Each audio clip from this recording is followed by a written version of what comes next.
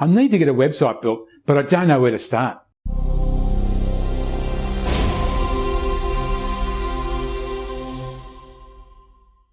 Hi, I'm Greg Hamlin and welcome to Builders Profits TV, helping you build a business that gives you a life. Now, getting a website built can be a bit tricky if you don't really know what you're doing. Now, there's a number of different things you need to worry about, but the first one is, what's the actual purpose of your website? And there can be multiple purposes. Now, I'm assuming most people watching this are builders and contractors, so there really is only a couple of purposes.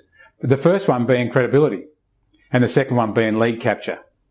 And I'll just go through a little bit more detail. So firstly, credibility. What are the essentials to credibility? You need to have an About Us page. And the About Us page talks to the client about what you do, who you are, why you're in business. But again, some of your credibility and time, length in business and that sort of thing. Then the second part is having before and after photos, showing the credibility. What have you got in the way of before and after photos? So what's before, what's after? And then after that, if you can ideally do it, put testimonials underneath it. So you have before and after and a testimonial underneath it, or beside it. But the objective is before and after photos with a testimonial adds so much more credibility.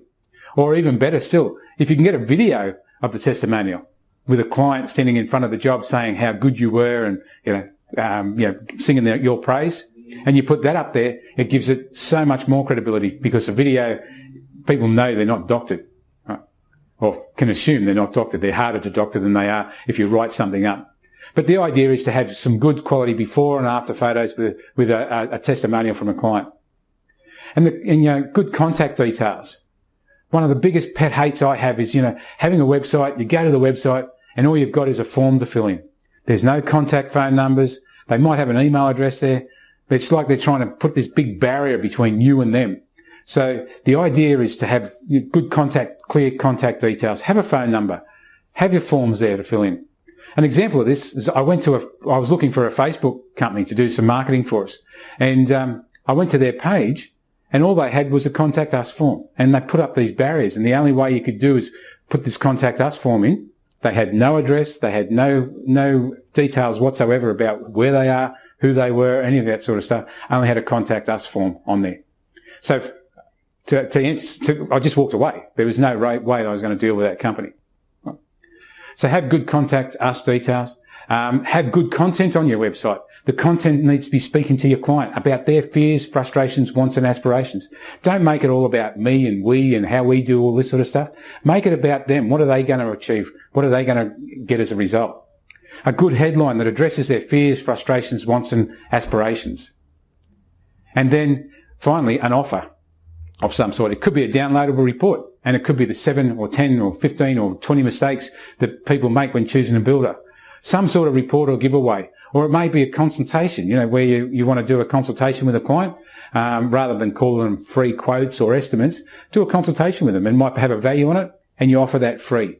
So something like that, some sort of offer on the website to be able to get them to take action when they're there. And so the second part of the website is that lead capture. And as I said, if you've got a downloadable report, you capture their leads and then you put them on what we call a buyer's journey. In one of the previous videos, I spoke about buyer's journey, and that is there's future buyers, soon buyers, and now buyers. And so when they download the report, you put them on the buyer's journey and you can move them along, understanding where they are on that buyer's journey, finding out where they are on that buyer's journey, and sending them information to show that why you're the person they should be dealing with. Now, another mistake people make with building websites is they think they build it and they will come. Well, the thing is, you've got to have people come to your website from search engine optimization, what they call SEO. And SEO, there's two styles. There's on-site SEO and off-site SEO. So your on-site SEO is, like I was saying before, the keywords, having good content that matches the keywords that people type into Google or into Bing or into Yahoo when they're doing a search for you, or doing a search for a builder or contractor or whatever it is. You've got to have good keyword content on your website. So the only thing you can really do with your website is really make it search engine optimized to be able to attract people from the Google searches. And then the second part is off-site SEO. And this is where companies can charge you a lot of money for this sort of stuff, but you have articles out that drive people to your website.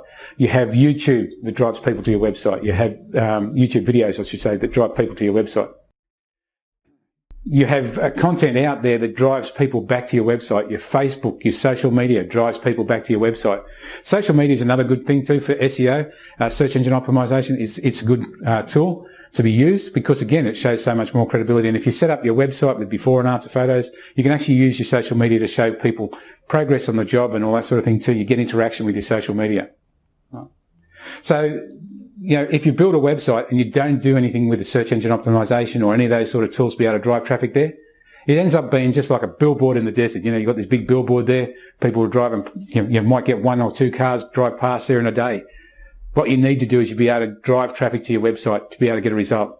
And another good way of doing that is offline marketing. If you've got offline marketing, you can reduce the amount of offline marketing. So instead of having a big ad now, you can have a small ad that drives people to your website. Right? And then the website does all the selling for you. So I'll do a bit of a shameless plug here. If you don't know where to start with your website, we do websites now, after some challenges with some clients wanting with what they had with their website development companies. There's so many website development companies out there where they'll promise you the world and they don't deliver. I've got a client that's gone through this process now. He paid $1,500 for a website, and 8 months later he still hasn't got the website up and going. So, we reluctantly dived into doing websites because we were doing our own website for years because we couldn't find a decent developer. We'd actually recommended a couple of other guys. Didn't work out. So we decided to do it ourselves.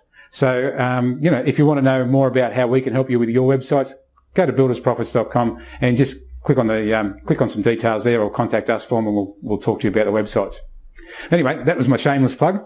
But, if you'd like to see some more free video tools and tips, go to buildersprofits.com and click on the free stuff. Now, we'd love to hear your feedback and comments on the video tip. So leave your comments below, hit the like button and tell your friends. Thanks, and we'll see you in the next Builders Profits TV video.